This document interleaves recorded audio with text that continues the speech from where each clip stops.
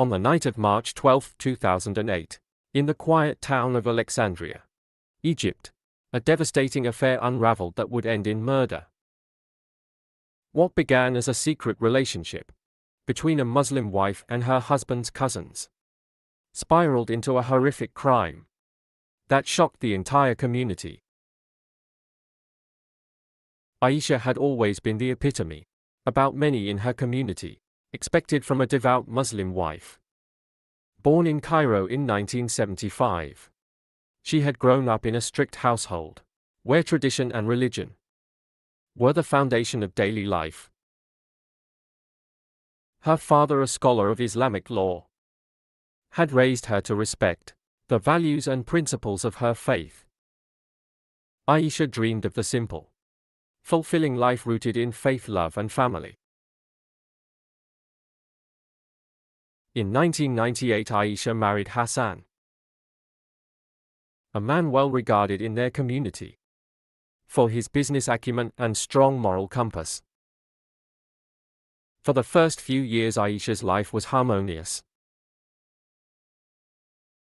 She and Hassan settled into their roles, with him as the provider and her as the devoted wife, raising their children and maintaining their home.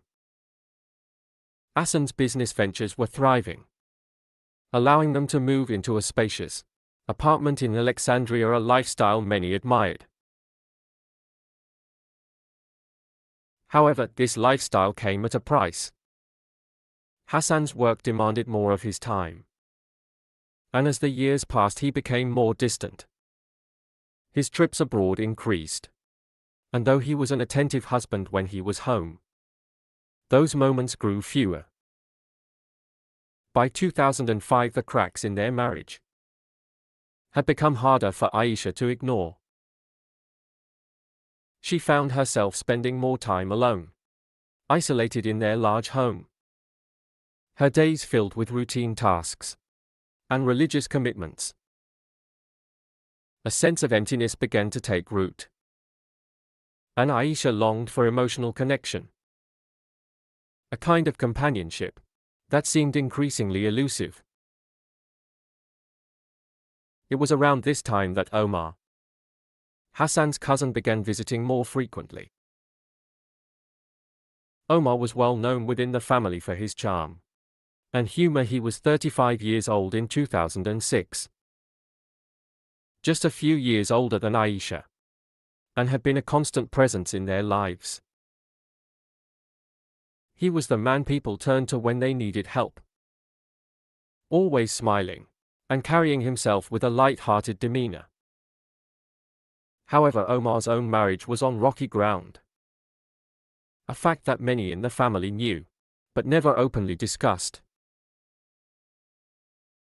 Omar's visits were at first innocent, family gatherings, holiday dinners, and moments when he offered to help Aisha with the children while Hassan was away. He had always been a trusted figure in her life, someone she could rely on. But over time, their interactions began to shift. Aisha started to look forward to his visits, and there was a comfort in his presence, a warmth she hadn't felt in years. In the early months of 2006, the shift became more pronounced.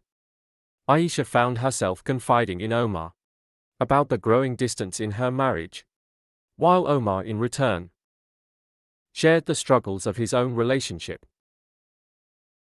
They never intended for things to go further, but the emotional intimacy between them deepened, though. Islam strictly forbids any physical interaction between a married woman and another man, especially her husband's relatives.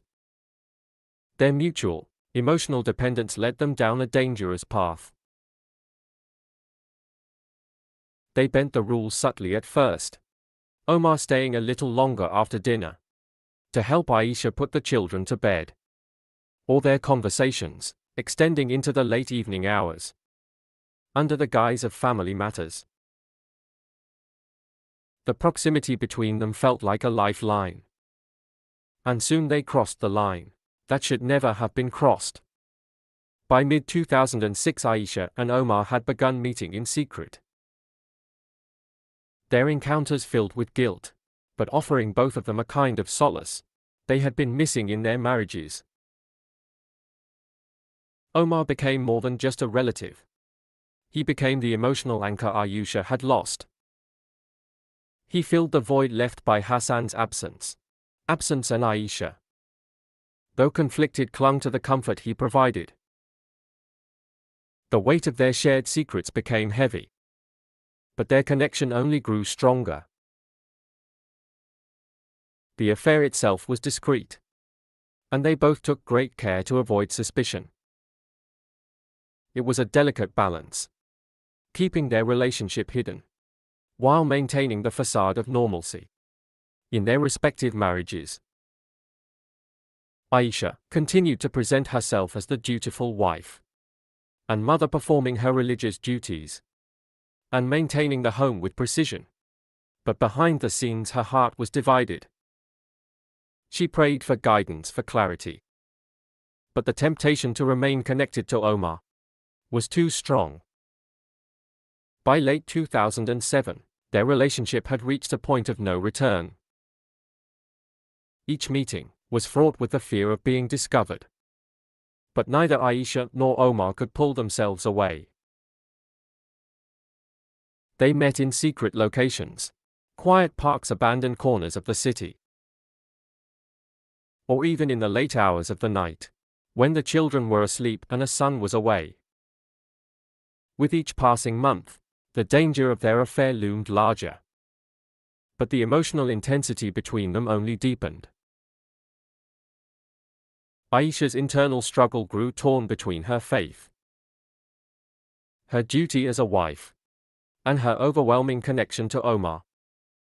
She knew the affair was forbidden, that if it were ever discovered, the consequences would be dire. In her moments of solitude, she would reflect on the teachings she had grown up with, the value of fidelity, the importance of trust, and the severe consequences of an adultery in Islamic law.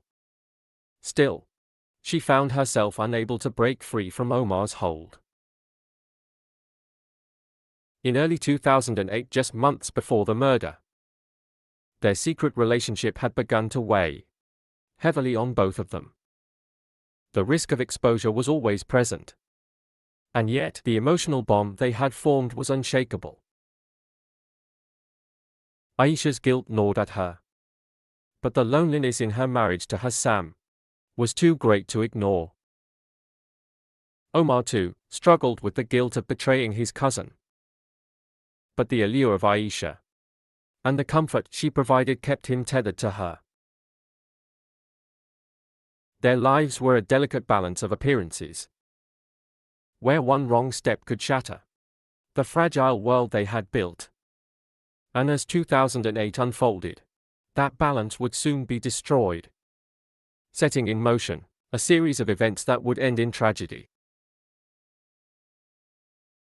By early 2008, the affair between Aisha and Omar had consumed them both. What had begun as emotional support had evolved into a dangerous obsession. Aisha, though deeply aware of the values she had been raised with, found herself completely entangled in the secret relationship. The weight of her guilt was heavy, but the emotional connection to Omar had grown so strong that she felt powerless to break free. Every time she prayed, she asked for strength, for a way out of the situation. But her feelings for Omar pulled her deeper into the web they had woven. In the quiet moments when she was alone, Aisha would reflect on the consequences of their actions. Adultery in her society was not just a moral failing. It carried with it the harshest of punishments. She knew that if anyone discovered the truth, her life would be destroyed, the shame the dishonor to her family, and the punishment under Islamic law haunted her thoughts daily. Aisha felt torn between her loyalty to her son, the man she had once loved so deeply, and her desire for Omar, who would become her escape from the loneliness and neglect she had felt in her marriage. On February 6, 2008, while Hassan was on one of his frequent business trips, Omar visited Aisha once again, under the pretense of helping her with household matters. They met in the late afternoon, well aware of the risk they were taking. Aisha's house, a modest yet beautiful apartment, tucked into a quiet neighborhood, provided the privacy they needed. Omar's presence had become so common that no one questioned it. To the outside world, he was simply the supportive cousin, helping out while Hassan was away. But that day something changed. A neighbor, Fatima, noticed the two together in a way that raised suspicion. Fatima had always seen Omar come and go, but she had never paid much attention to it. Yet on that day she sensed something different. An unusual closeness between them. Fatima didn't say anything at first, but she shared her observations with others. And soon rumors began to spread quietly through the neighborhood. The gossip, while not yet explicit, began to reach the ears of Hassan's mother, who was living with Hassan and Aisha. She had begun to notice subtle changes in her daughter-in-law. Aisha, once calm and composed, now seemed anxious and distracted. Her phone calls had become more secretive, and her interactions with Omar, though still outwardly appropriate, carried an attention that hadn't been there before. Hassan's mother, a wise woman who had seen many things in her lifetime, began to grow suspicious. When Hassan returned from his trip in early March, his mother mentioned her concerns. She spoke carefully, not wanting to accuse Aisha of anything without proof. But she urged her son to pay closer attention. She spoke about the changes she had observed, how Aisha seemed distant and tense, and how Omar's visits had become more frequent. Hassan, though initially dismissive, couldn't shake the feeling that something was amiss. He decided to keep a closer eye on things. But he had no idea that everything would soon spiral out of control. The night of March 12, 2008 changed everything. Omar, unable to stay away, visited Aisha once again, but this time it was under the cover of darkness. The streets were quiet and Aisha's home, usually filled with the sounds of her children, was eerily silent. She had put the children to bed and the house was calm. Omar arrived late, just after 9 p.m., slipping into the house, as he had done many times before. They thought they were safe, that the night would pass without incident. But fate had other plans. The delicate balance they had maintained was about to be shattered, setting in motion a series of events that would end in unimaginable tragedy. On the evening of March 12, 2008, Hassan returned home unexpectedly early. After cutting his trip short, deciding to surprise his wife Aisha. As he entered the house, the sound of hushed voices reached his